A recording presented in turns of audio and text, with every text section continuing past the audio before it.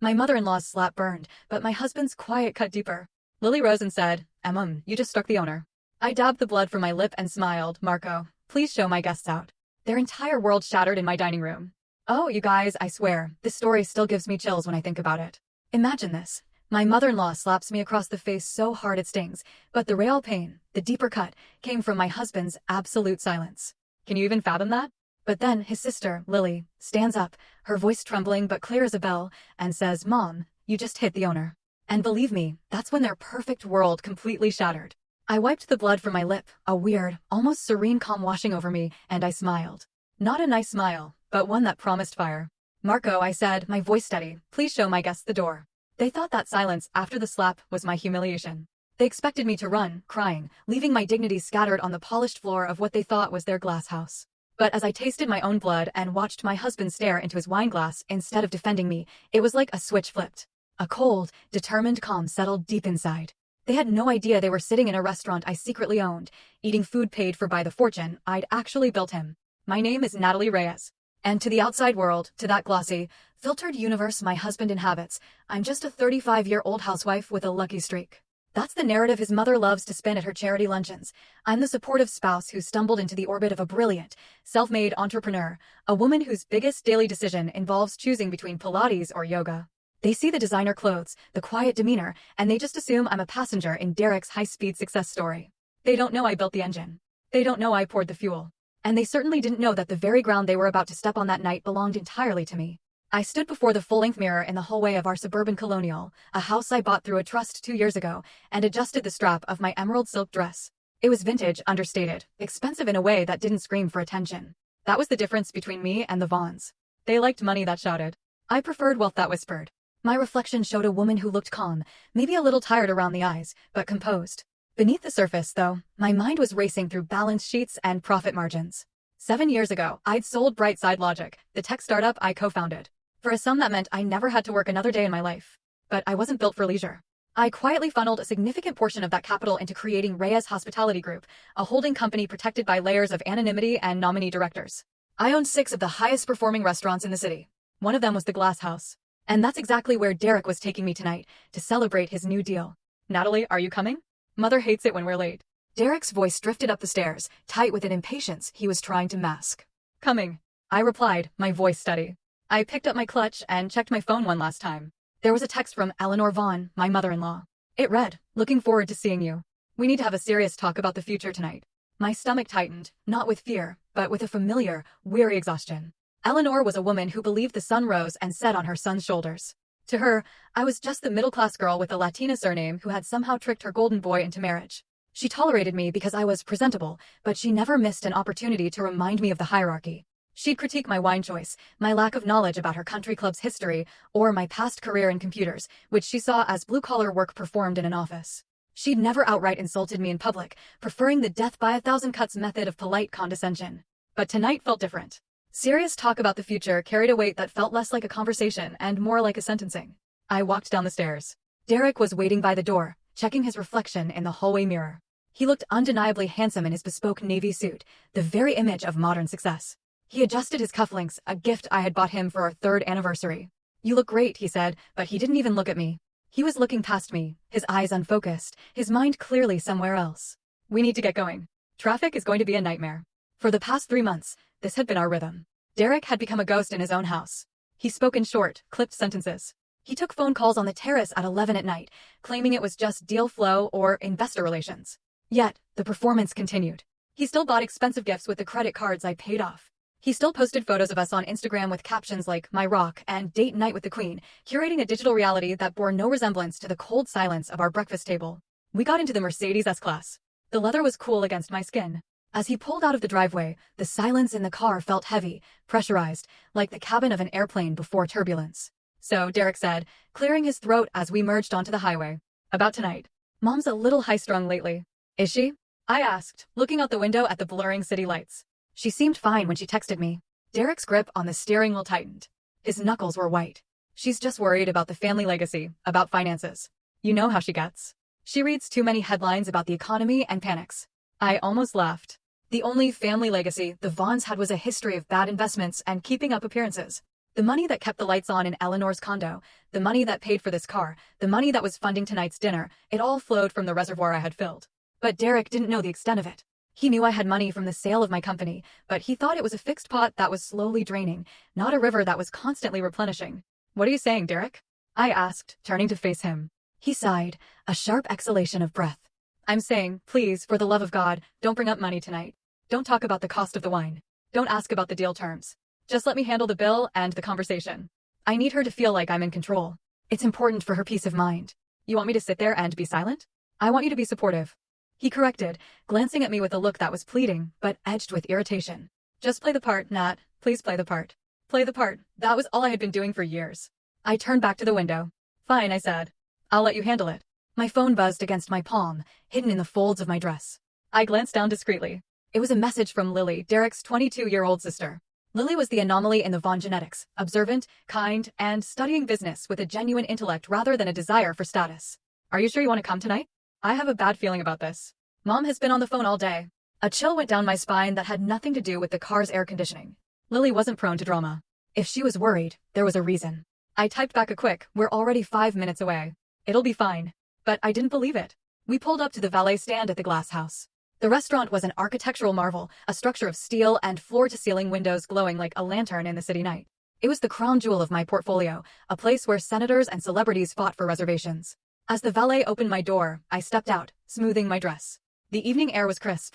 I saw Marco, the general manager, standing at the entrance. He was a man of impeccable discretion. He saw Derek first and gave a professional nod. "Mr. Vaughn," Marco said, his voice smooth. "Welcome back." Then he looked at me. For a split second, the professional mask slipped into something warmer, something deferential. He bowed his head just an inch lower than he had for Derek. It was a microscopic gesture, invisible to anyone who wasn't looking for it. "Mrs. Reyes," Marco said. He always used my maiden name when we were alone, but tonight he used my married name with a tone that acknowledged the charade. "We have prepared the private dining room as requested. The chef sends his regards." Derek puffed up his chest, assuming the special treatment was for him. "Excellent, Marco. Lead the way. We're celebrating tonight." "Of course," Marco said, his eyes meeting mine for a brief second. In that look, I saw a question. "Are we doing the usual protocol?" I gave him the slightest, almost imperceptible shake of my head. Asterisk, no special menus, no comped bottles. Treat me like a guest. Asterisk, we walked toward the heavy glass doors. Inside, the atmosphere was thick with the scent of roasted truffles and expensive perfume. The lighting was low and golden, designed to make everyone look 10 years younger and twice as rich. The soft hum of a jazz piano drifted through the air, accompanied by the melodic clinking of crystal and silver. It was a beautiful stage. It was my stage. But as I walked behind my husband, watching him strut toward the private room with the confidence of a man who believed he owned the world, a voice in my head whispered a warning. Lily's text burned in my mind. Derek's nervousness in the car. Eleanor's cryptic message. I told myself I'd just observe tonight. I'd sit back, drink the wine I had hand-selected for the cellar 3 months ago, and let them play their little games. I would be the beautiful wife. However, as we crossed the threshold and the heavy door closed behind us, shutting out the noise of the main dining room, I realized I had walked into an ambush. The air in the private corridor felt different, stagnant, charged with electricity. This was not a celebration. This was a tribunal, and I was the defendant who hadn't been told the charges. I took my seat at the round table, the pristine white linen cool under my fingertips. The waiter, a young man named David, whom I had personally approved for hire 3 months ago, approached with a bottle of Pinot Noir. He presented the label to Derek first. Naturally. That was the protocol I had established for the staff, treat the man in the suit like the king, and the woman beside him like the accessory. It was good for business. Men like Derek spent more when their egos were being massaged. As the crimson liquid swirled into the crystal glass, the aroma of dark cherries and oak hit me. And suddenly, the restaurant faded. I wasn't in the glass house anymore. I was back in a cramped, rented conference room 7 years ago, staring at a spreadsheet that bled red ink. That was the day I truly bought Derek Vaughn. We had met at a tech summit in San Francisco. I was 28, fresh off the sale of Brightside Logic, the software company I had co-founded in college. I was sitting on a liquidity event that had put 8 figures into my bank account, but nobody knew my face. I liked it that way. Derek, on the other hand, was standing at a booth for a fitness app that didn't work, wearing a suit he couldn't afford, smiling with a charisma that could power a small city. He had the vision. He had the jawline. He had the ability to walk into a room and make everyone feel like they were the most important person there. What he didn't have was cash flow. I remembered sitting across from him at a coffee shop 3 days after the conference. He was trying to pitch me on investing $50,000. I looked at his finances and saw a disaster. He was 2 months away from bankruptcy. Most investors would have run. I saw an opportunity. I didn't just give him the money. I restructured him. I took his chaotic ledger and turned it into a viable business model. I paid off his high-interest credit cards. I negotiated with his vendors. When his company eventually failed because the product was fundamentally flawed, I didn't let him drown. Instead, I pivoted him.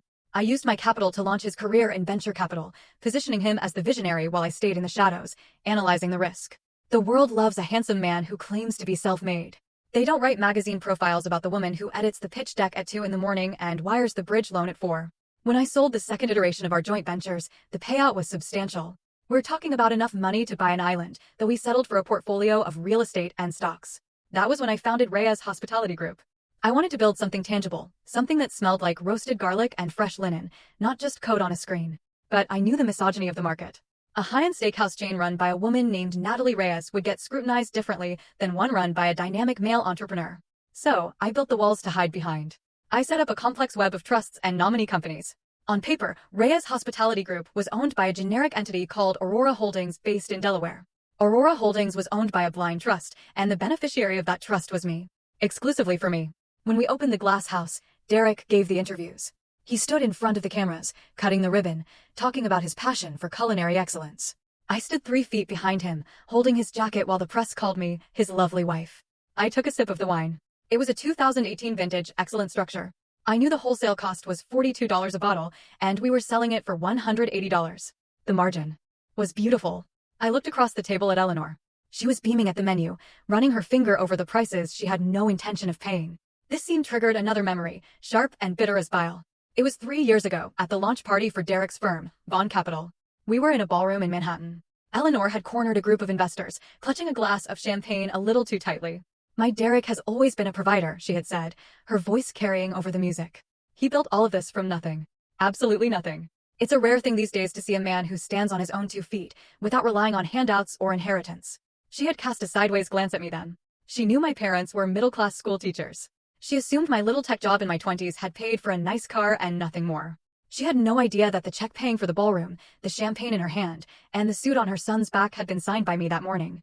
That night, listening to her erase my existence from my own success story, I realized something terrifying. Eleanor wasn't just annoying. She was a liability. And Derek, standing next to her, nodding along to her praise, was complicit. He enjoyed the myth too much. He had started to believe his own press releases. The next morning, I called my lawyer, Sarah. I need to restructure the new acquisitions, I told her. Derek hates paperwork. He calls it legal mumbo-jumbo. He just wants to sign the final page and take the photo. So, we drafted the operating agreements for the new entities, including the one that leased the land for the glass house. The structure was aggressive. Derek held a 40% equity stake in the management company, which gave him the title of managing partner and a generous salary. But the actual assets, the real estate, the intellectual property, the liquor license, were held by my holding company. I controlled the board. I controlled the bank accounts. I controlled the lease. Derek never read the operating agreement. He saw the salary figure, $300,000 a year plus bonuses, and signed with a flourish using the expensive Montblanc pen I had bought him. He joked that night over dinner, "Baby, why do we need all these 50-page documents? We're family. What's mine is yours, right?" "Right," I'd said, smiling over my salad. "It's just for tax purposes, Derek. You know how the IRS is." He nodded sagely, pretending to understand, and went back to checking his Instagram likes. He didn't know that "what's mine is yours" didn't apply to the equity split. He didn't know that Clause 7.3 of the agreement gave the majority shareholder, me, the right to remove the managing partner for conduct detrimental to the reputation of the business. I looked at Lily, who had just arrived and was sliding into the seat next to me. She looked pale. Lily was the only one who had glimpsed the man behind the curtain, or rather, the woman. For years ago, when she was 18, Lily needed a summer internship for her business degree. Derek was too busy being a visionary to help her, so I brought her into the back office of Reyes Hospitality. I placed her in accounts payable. It was unglamorous work, entering invoices and reconciling checks. One afternoon, I walked in to find her staring at a K-1 tax form. It was a document that listed the distribution of profits for the fiscal year. "Natalie," she had said, her voice trembling slightly. "This says you're the general partner, and Derek is listed as a limited partner with restricted voting rights." I closed the door to the office, my heart rate spiking for a second before I leveled it out. "Lily, business structures are complicated." "This isn't complicated," she replied, looking at me with wide, intelligent eyes. "This says you own everything. Mom thinks Derek pays for your lifestyle." "Your brother works hard," I said, choosing my words carefully. "He's the face of the brand." "That's a job in itself. But yes, the capital and the risk are mine." "Does he know?" she asked. "He knows what he wants to know," I answered.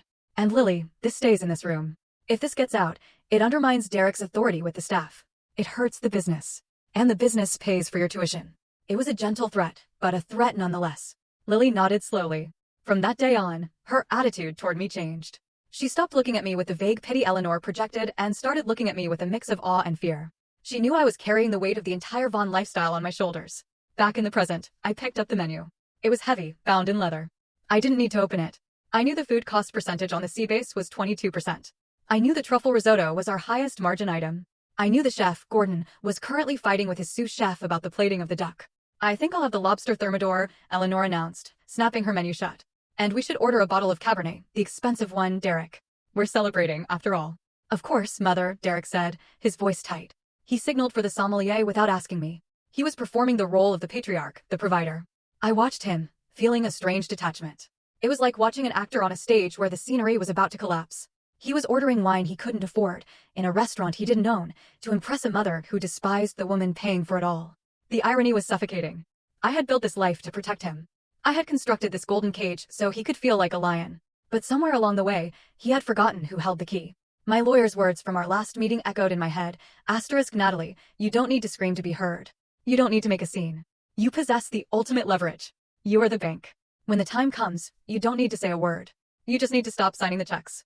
Paperwork speaks louder than insults. * I looked at the heavy silverware on the table. The knife was sharp. The reflection in the blade distorted my face, making me look monstrous. Or perhaps, formidable. Natalie, you're being very quiet, Eleanor said, her voice dripping with false concern. I hope you're not overwhelmed by the prices. Derek has this covered, you know. I smiled at her. It was a terrifyingly calm smile. I'm not worried about the prices, Eleanor, I said softly. I was just thinking about the value of things. And who actually pays for them. Derek shot me a warning look. Stick to the script, his eyes said. I'm rewriting the script, darling, I thought. You just don't know it yet. The appetizers had just arrived, a platter of oysters on crushed ice that Eleanor was already critiquing for being too small when the vibration started. It was a low, persistent buzz against the mahogany table. Derek's phone. He had placed it face down next to his bread plate. A universal gesture of a man trying to hide something while pretending to be fully present. Buzz, buzz, buzz. You're popular.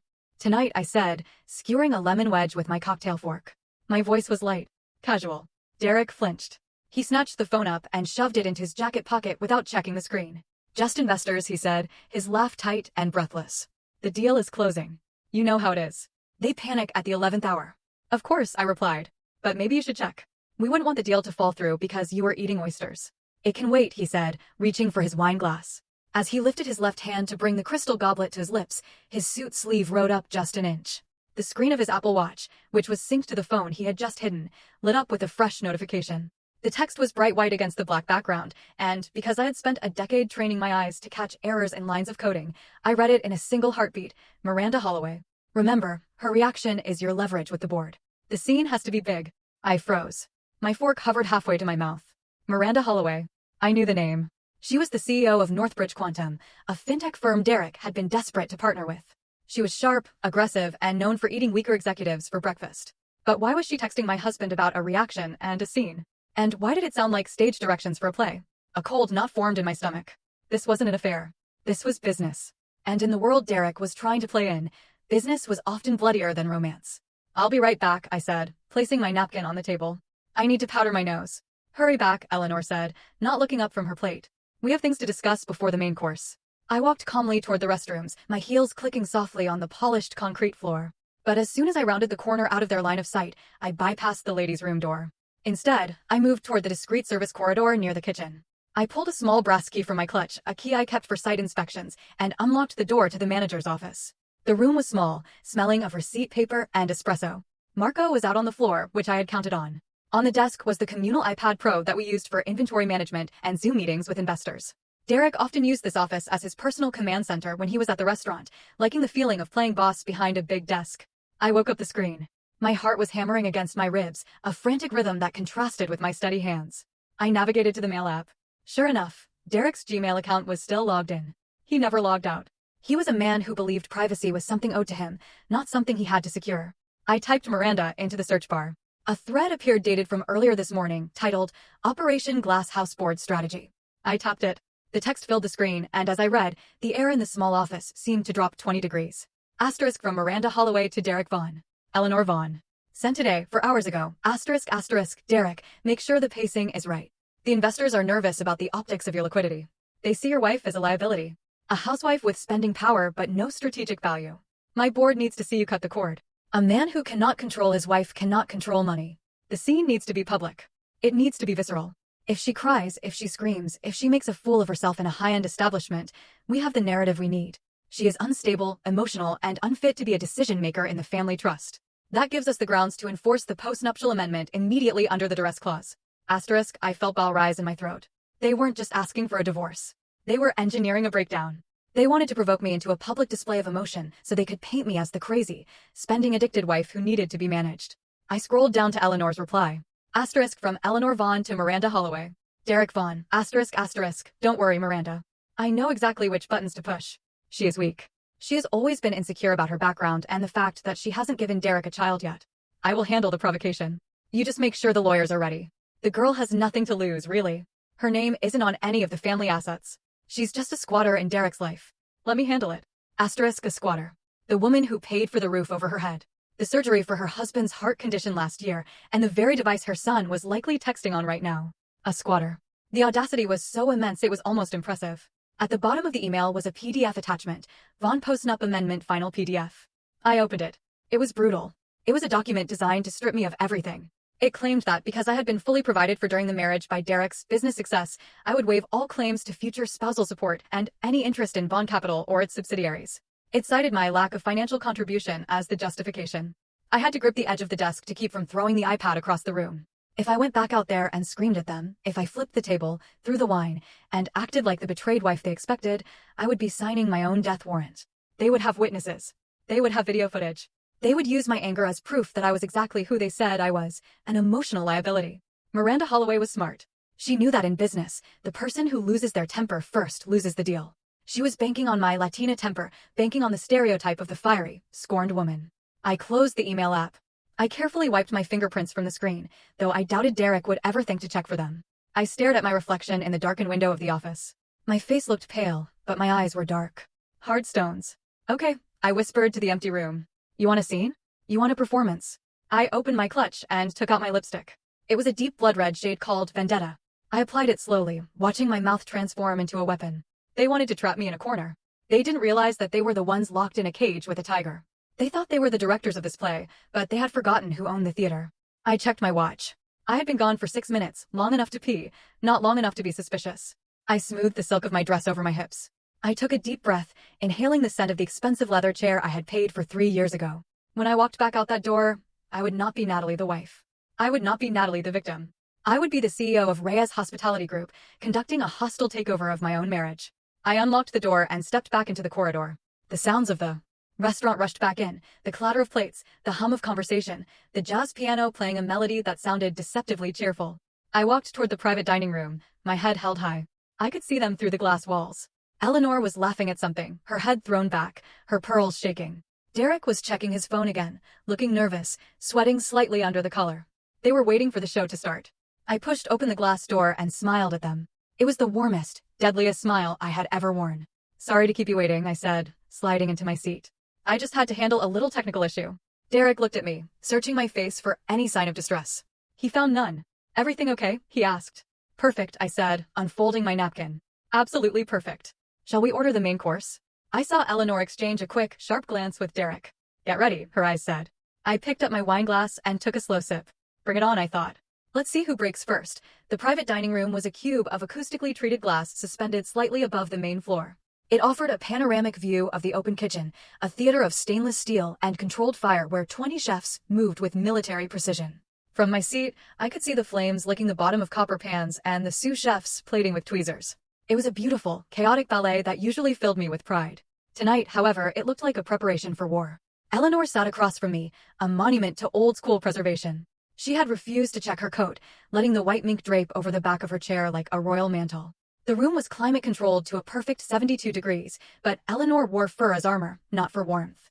Her perfume, a heavy floral scent that retailed for $300 an ounce, fought for dominance with the delicate aroma of the truffle oil on the table.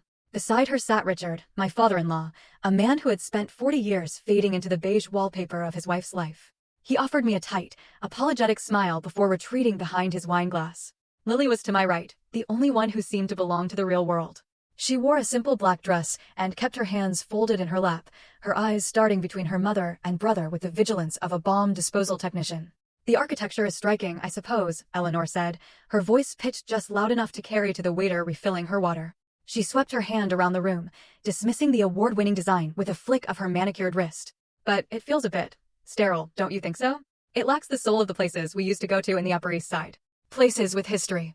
This feels like new money trying too hard." She looked at me then, a small, sharp smile playing on her lips. She was waiting for me to defend the restaurant so she could patronize me.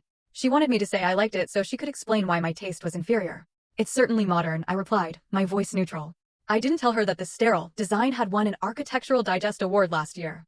I didn't tell her that the new money feel was exactly what attracted the tech executives who spent $5,000 a night here. Derek clapped his hands together, too loudly. "Well, I think it's fantastic. Top tier. Only the best for us tonight." He turned to the waiter. "We'll take the seafood tower, the big one. And for the mains, let's do the Wagyu ribeyes all around. And bring another bottle of that Cabernet. Actually, make it two." He didn't look at the price list. He didn't need to. In his mind, money was a renewable resource that appeared in his bank account by magic. I sat there, sipping my water, and did the math in my head. The Wagyu had a food cost of 40% because we flew it fresh. The wine markup was 300%. Derek was trying to look like a king. But every time he ordered, he was essentially transferring money from my left pocket to my right pocket, minus the operational costs. "You're so generous, Derek," Eleanor cooed, reaching over to pat his hand. "Always taking care of everyone, just like your grandfather." "It's a big night, Mom," Derek said, puffing out his chest. "I want to make sure we celebrate properly." Under the table, Lily's knee bumped against mine. I turned to look at her. "Are you okay?" she whispered, her voice barely audible over the ambient jazz. "I feel like Mom is winding up for something." She has that look. "I'm fine, Lily," I whispered back. "Just hungry." Lily didn't look convinced. She had noticed the tension in Derek's jaw, the way he kept checking his watch, the way Eleanor's eyes glittered with a predatory anticipation. Lily was smart. She sensed the trap, even if she didn't know the dimensions of it. The seafood tower arrived. A spectacle of crushed ice, lobsters, and oysters. It was absurdly large, taking up the center of the table like a fortress. Eleanor picked up a silver fork and poked at an oyster with suspicion. "You know," she began, looking at the shellfish as if it might bite her. "The service here is a bit attentive, isn't it? Bordering on intrusiveness. In Europe, the staff knows how to be invisible, but I suppose in these trendy American places, they think hovering is the same as service." I watched the waiter, a young man named Carlos, who was working a double shift to pay for his nursing degree, stiffen slightly. He remained professional, stepping back into the shadows. I made a mental note to add an extra $500 to his tip line later, directly from the corporate account. "The service is fine, Mother," Richard muttered, surprising everyone. "Oh, hush, Richard," Eleanor snapped without looking at him. "You'd eat off a paper plate if I let you." She turned her gaze back to me.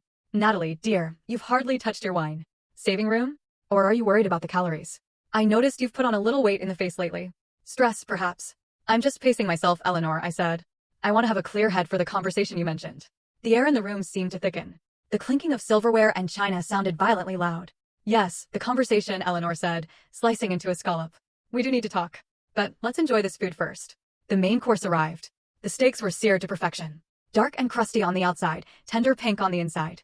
Derek raised his glass again. His hand was trembling slightly, causing the red wine to ripple. "A toast," he announced. "To the new deal with Northbridge Quantum, to the future of Vaughn Capital, and to taking the family name to the next level." "To the family name," Eleanor echoed, raising her glass high. "To the family," Richard mumbled. I raised my glass but did not drink. I watched Derek beam at his mother, basking in her approval. He didn't mention me. He didn't mention that I had introduced him to the initial contacts at Northbridge. He didn't mention that the collateral for his buy-in was a property deed in my name. I had been erased from the narrative of his success as thoroughly as a Soviet dissident airbrushed from a photograph. I looked around the table. The crystal glass in Derek's hand was imported from Austria. I had approved the purchase order 2 years ago. The table they were leaning on was custom-made walnut from a carpenter in Oregon. I had signed the check. The painting on the wall behind Eleanor was by a local artist I wanted to support. I owned it.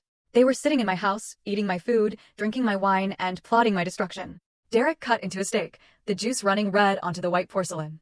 "This is excellent," he said, talking with his mouth full, his facade of sophistication slipping under the influence of the alcohol.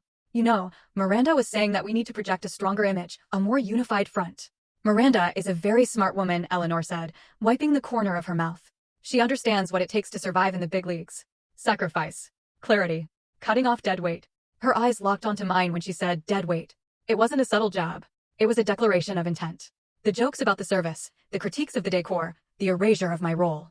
It was all foreplay. They were circling, tightening the noose, waiting for the moment to kick the chair out from under me. I picked up my knife and fork. The weight of the silver felt reassuring in my hands. I cut a small, precise piece of my steak. I agree, Eleanor, I said, my voice steady and clear, cutting through the jazz music. Clarity is very important. Sometimes people get confused about who plays what role. It's always good to remind everyone exactly where they stand. Eleanor smiled, mistaking my statement for submission. She thought I was agreeing to be put in my place. She didn't realize I was talking about hers. The room felt small now. The glass walls no longer offering a view out, but reflecting the scene within. The stage was set. The players were in position. And the first act was drawing to a close. I chewed slowly, savoring the flavor of the beef, preparing myself for the violence that was about to be served for dessert. The sound of metal striking porcelain cut through the room like a gunshot. Eleanor had dropped her knife onto her plate, not by accident, but with the deliberate weight of a gavel, signaling the opening of court. The sharp clack echoed off the glass walls, silencing the soft jazz piano that had been drifting through the speakers. The waiter, who had been approaching to clear the table, froze mid-step, sensing the shift in atmospheric pressure. He retreated into the shadows, making himself invisible. All eyes turned to Eleanor. She was flushed, the expensive Cabernet having done its work, stripping away the thin veneer of social grace to reveal the raw, ugly ambition beneath. She dabbed the corner of her mouth with a linen napkin, leaving a smear of red lipstick that looked like a fresh wound. Natalie, she began. Her voice was syrupy, laced with a poison she barely bothered to disguise. We have been dancing around the truth all evening, have we not? But I think it's time we speak plainly. For the sake of the family. I folded my hands in my lap, feeling the cool silk of my dress under my sweating palms. I'm listening, Eleanor. You're a lucky girl, she said, leaning forward. Her pearls clicked against the edge of the table. You must know that. When Derek found you, what were you doing? Trying to run some little computer business, struggling to pay rent? You were drifting. Derek saved you. I felt Derek shift beside me. He didn't look up. He was staring at the dregs of his wine, swirling the liquid in hypnotizing circles. Derek saved you, Eleanor continued, her voice gaining volume. He pulled you out of that mediocrity. He gave you a name. He gave you this lifestyle, this dinner, the clothes on your back. He elevated you. We built this life together, I said softly. Together. Eleanor laughed. It was a harsh, barking sound. Oh, honey, don't delude yourself. You're the passenger. Derek is the driver. And frankly, the passengers are getting heavy. She took a sip of wine, her eyes narrowing. And let's be honest about the one job a wife in your position is supposed to have.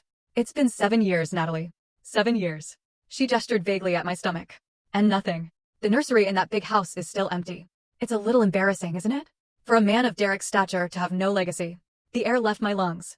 I had expected them to come for my money. I had expected them to come for my dignity.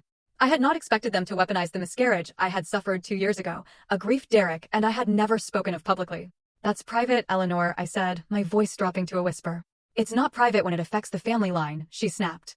If you are broken, Natalie, if you cannot give this man a real family, then the very least you can do, the absolute bare minimum, is to know your place.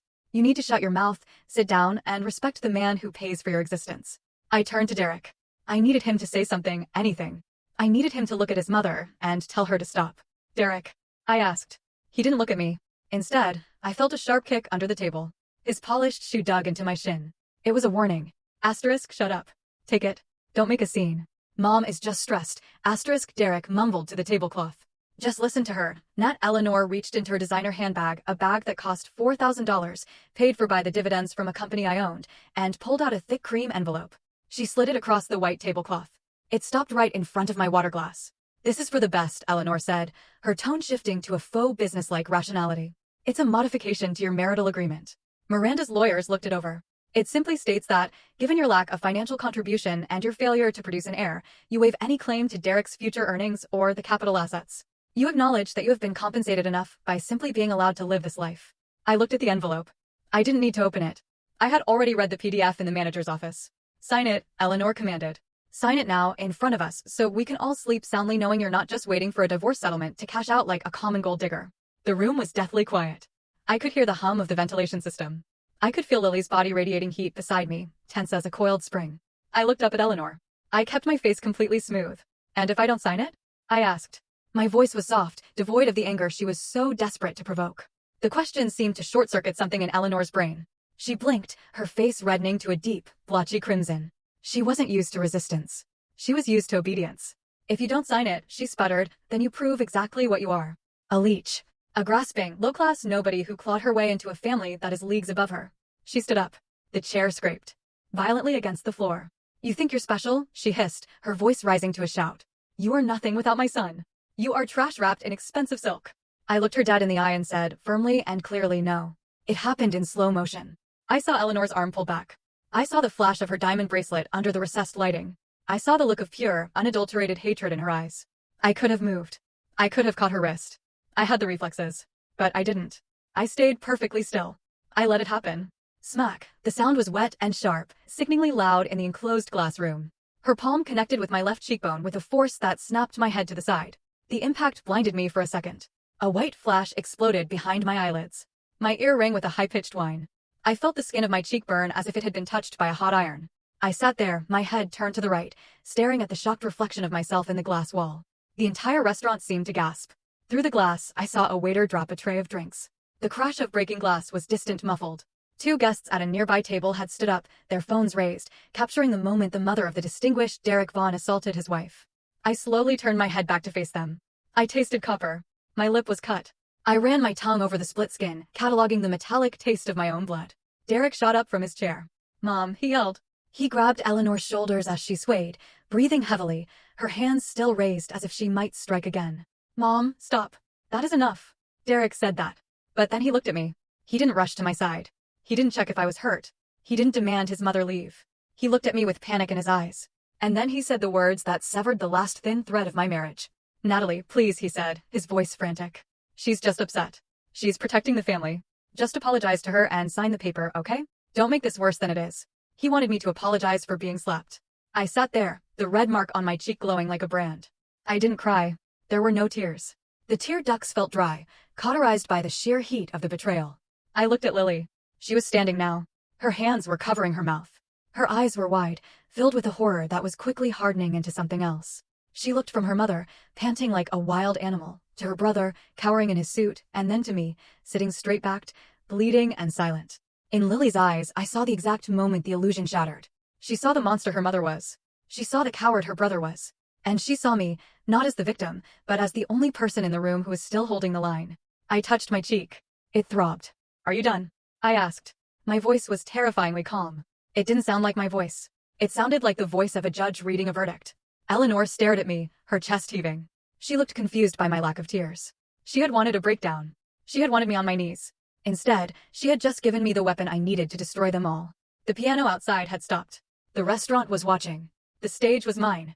The silence that followed the slap was heavy, suffocating, absolute. It was the kind of silence that usually follows a car crash, where for a few seconds, the world forgets how to breathe. I sat there, the heat in my left cheek pulsing in time with my heartbeat, watching the woman who had just assaulted me try to compose herself as if she had merely dropped a napkin. Then there was a sound.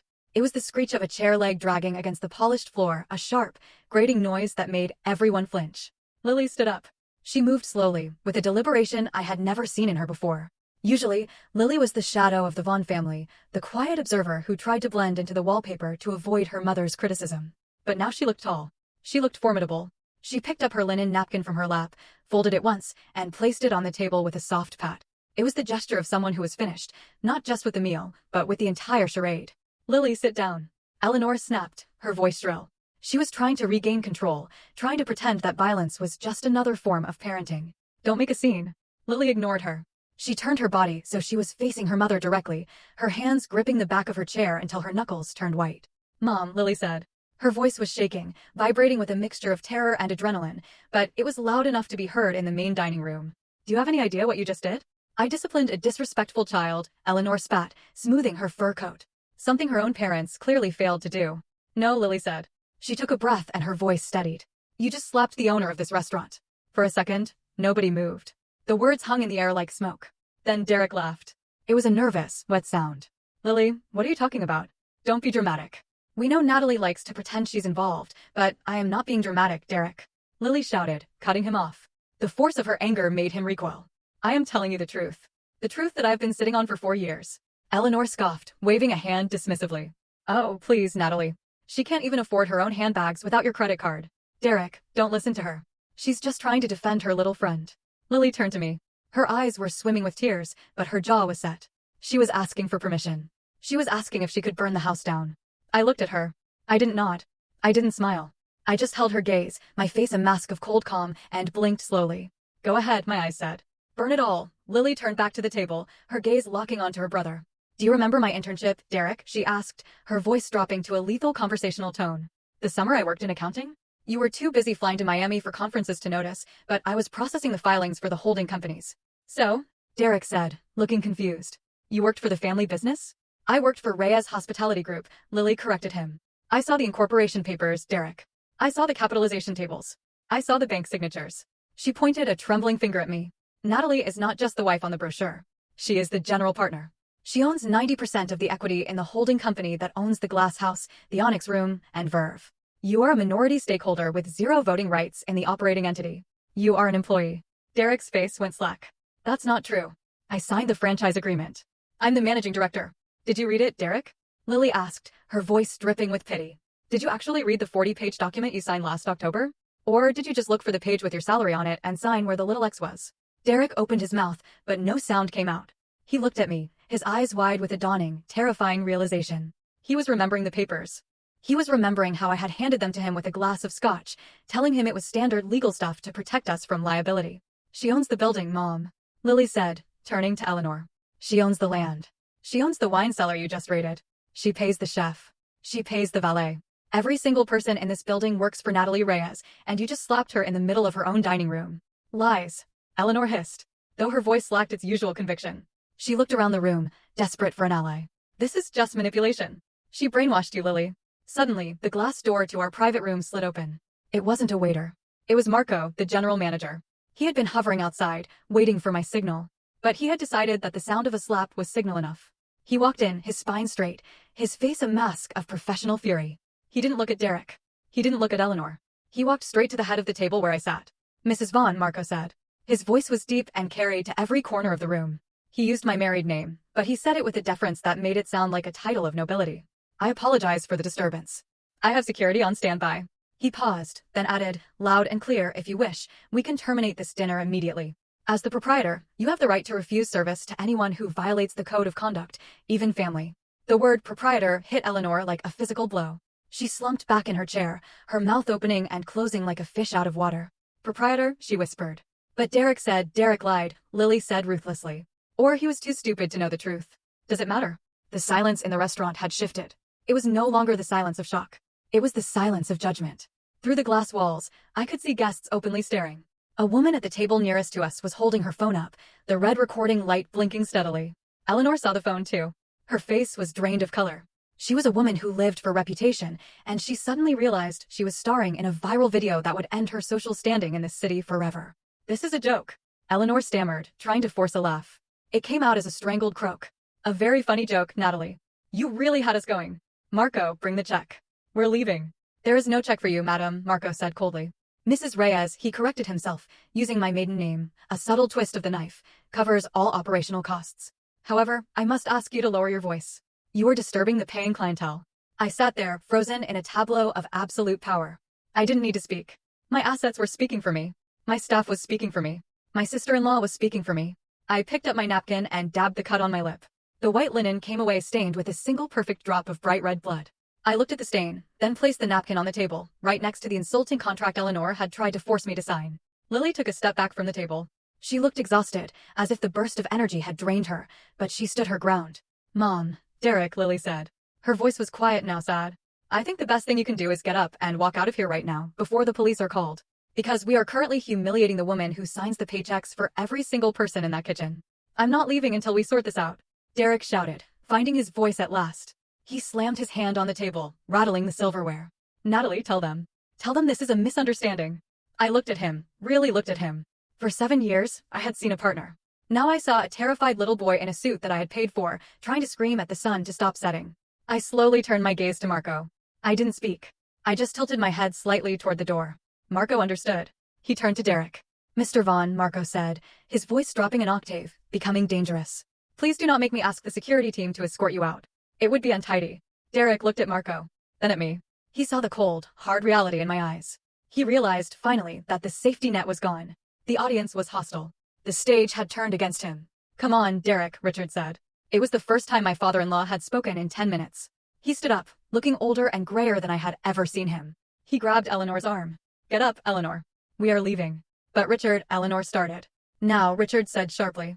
Eleanor stood up, her legs shaky. She pulled her fur coat tight around her, trying to wrap herself in her fading dignity. She looked at me one last time. There was no apology in her eyes, only fear.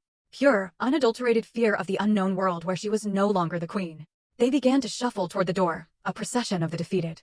Derek lingered for a second, looking back at me, his mouth opening as if to beg or explain or blame. But Lily stepped in front of him, blocking his view of me. "Go," Lily whispered. Derek turned and walked out. When the glass door clicked shut behind them, the air in the room seemed to rush back in. I was alone at the table with Lily and Marco.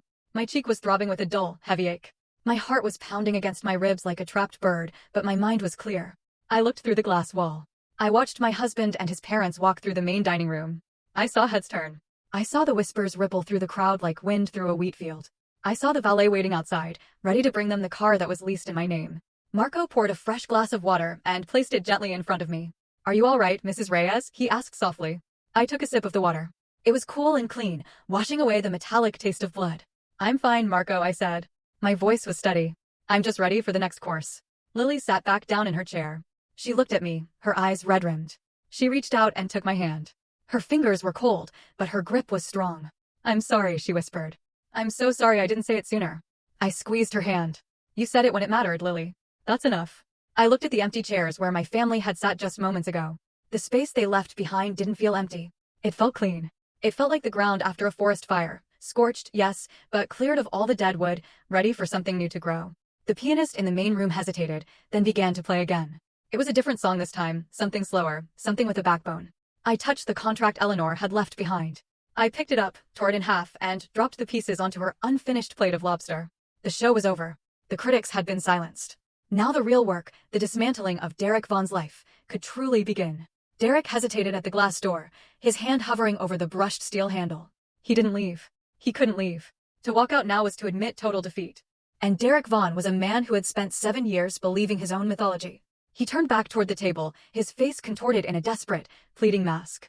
"Lily, stop talking nonsense," he said, his voice cracking slightly. He looked at me, his eyes wide and wet, trying to summon the charm that had worked on me for nearly a decade. "Natalie, honey, don't listen to her. Mom is just overwhelmed. She drank too much wine. You know how she gets. We're going to go home. We're going to order takeout and talk about this like adults. Just us. We're a team. Remember we?" He was still using that word. He was still trying to drape the blanket of our marriage over the wreckage his mother had created. I picked up my phone. It was time to redefine the pronouns in this relationship. I didn't look at him. I looked at the screen.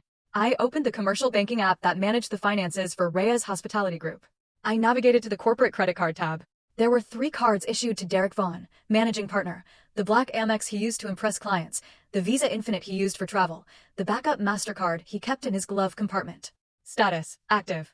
Monthly limit, $50,000. Current balance, $8,400. I tapped the edit icon. I selected freeze all cards. The app asked for confirmation. "Are you sure you want to suspend privileges for this authorized user?" I tapped yes. Status, suspended. Next, I opened my email client. I composed a new message to Sarah, my chief financial officer, who I knew would be checking her phone even at 9 at night. Subject, urgent. Activation of clause 7.3. I typed rapidly, my thumbs moving with the precision of a pianist. Effective immediately. Suspend all signing authority for Derek Vaughn pending an emergency board review. Attached is evidence of conspiracy to defraud a majority shareholder and intent to coerce signatures under duress. I attached the screenshots of the emails between Eleanor, Derek, and Miranda that I had captured in the manager's office. I hit send. The entire process took less than 30 seconds. In half a minute, I had severed the financial arteries that kept Derek's ego alive. Derek was still talking, unaware that he was now professionally dead. "I mean, look at this place," he said, gesturing around the room with forced bravado. "It's stressful. The lights, the noise. It got to everyone." "Marco," he shouted for the manager, his voice loud and arrogant. He wanted to regain control the only way he knew how, by spending money, by being the big man who picks up the check. "Marco, bring the bill. I'm paying. I don't want any charity from the house. I pay for my own family." Marco looked at me. I gave him a microscopic nod. "Let him try." Marco stepped forward, his face impassive. He held the wireless payment terminal in his hand. "The total for the evening is $1,240, Mr. Vaughn." Derek reached into his jacket pocket and pulled out the heavy metal Amex card. He held it between 2 fingers, making sure the light caught the black finish. He inserted it into the chip reader with a flourish, staring at me the entire time as if to say, "See? I'm still the provider." The machine thought for a moment. Then it let out a harsh, low beep. "Declined." Derek frowned. The chip must be dirty.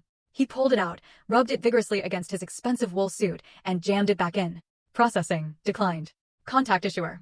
There's something wrong with your machine. Derek snapped, sweat starting to bead on his forehead.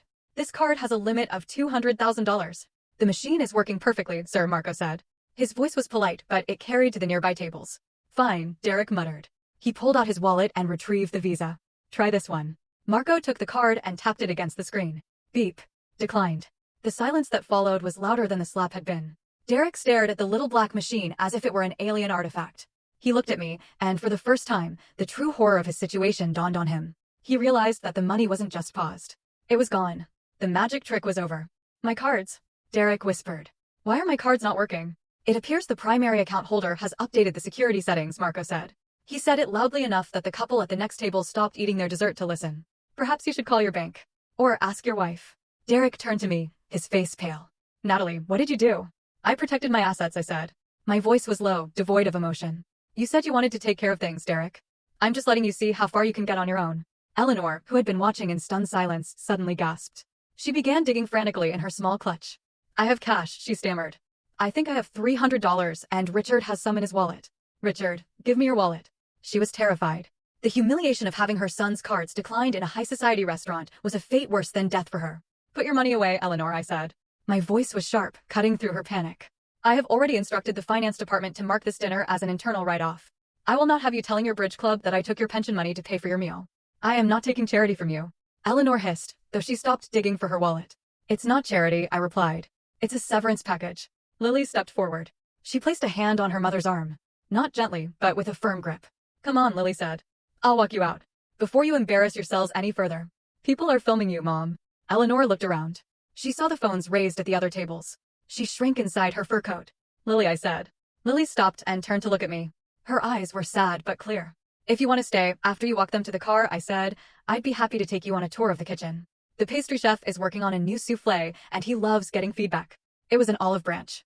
It was an invitation to cross the line, to leave their side and join mine. Lily smiled. It was a small, genuine smile. I'd like that, she said. Give me 2 minutes. Eleanor stiffened. She pulled her arm away from Lily and turned to face me one last time. She tried to summon the haughty matriarch she had been at the start of the evening, but the foundation was cracked. You may own the building, Natalie, Eleanor spat, her voice shaking with impotent rage. You may own the wine and the food, but you will never belong to this family. You will always be an outsider. I looked at her. This woman who had belittled me, used me, and slapped me. I looked at Derek, the man who had stood by and let it happen. I just found out that's not such a bad thing, I replied. Eleanor opened her mouth to retort, but Richard put a hand on her shoulder. Let's go, Eleanor, he said quietly. They turned and walked out. The glass door clicked shut behind them. I was alone in the private room with Marco. The air was still. The adrenaline that had fueled me was starting to ebb, leaving behind a dull throb in my face. I slowly raised my hand and touched my left cheek. It was hot to the touch. It would be bruised by tomorrow. But as I pressed my fingers against the tender skin, I did not feel shame. I felt clarity.